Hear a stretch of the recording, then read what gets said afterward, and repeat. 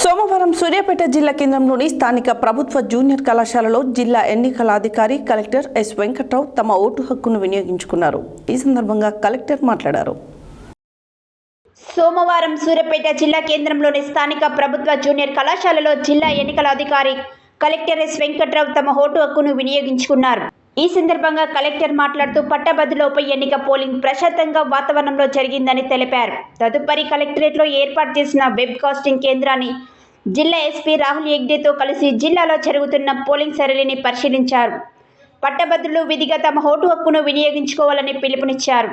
ఈ కార్యక్రమంలో ZP CEO Apparao, PD Madhusudan Raj, DPO Suresh Kumar, AO Sudarshan Reddy, ఎన్నికల విభాగం శ్రీనివాసరాజు, తహసీల్దార్ శ్యామ్ సుందర్ రెడ్డి, సిబ్బంది తదితరులు పాల్గొన్నారు.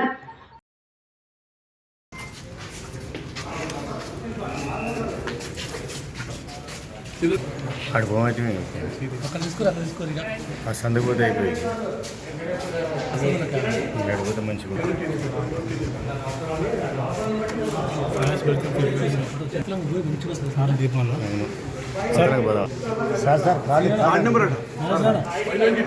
ఐడి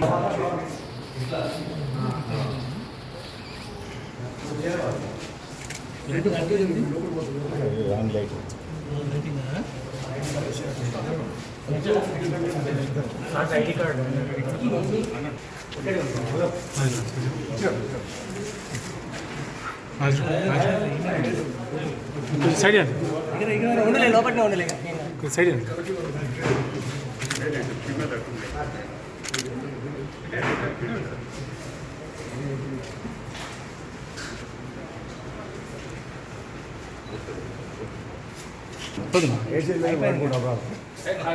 తీయొద్దండి తర్వాత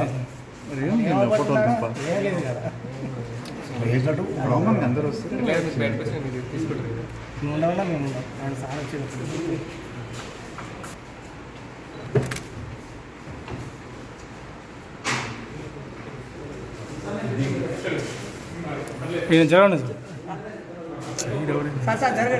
జరగండి బాబు, మీరు జరగండి.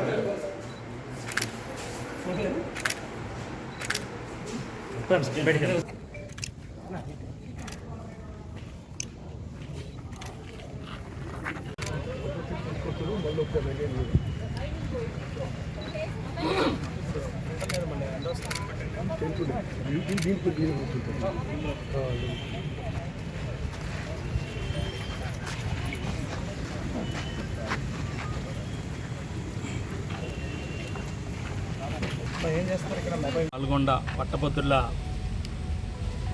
ఎమ్మెల్సీ నియోజకవర్గానికి ఈరోజు ఉదయం 8 గంటలకి ప్రశాంతమైన వాతావరణంలో పోలింగ్ ప్రారంభమైంది. సూర్యాపేట జిల్లాలో 16 రూట్లలో 71 పోలింగ్ స్టేషన్స్ అరేంజ్ చేసి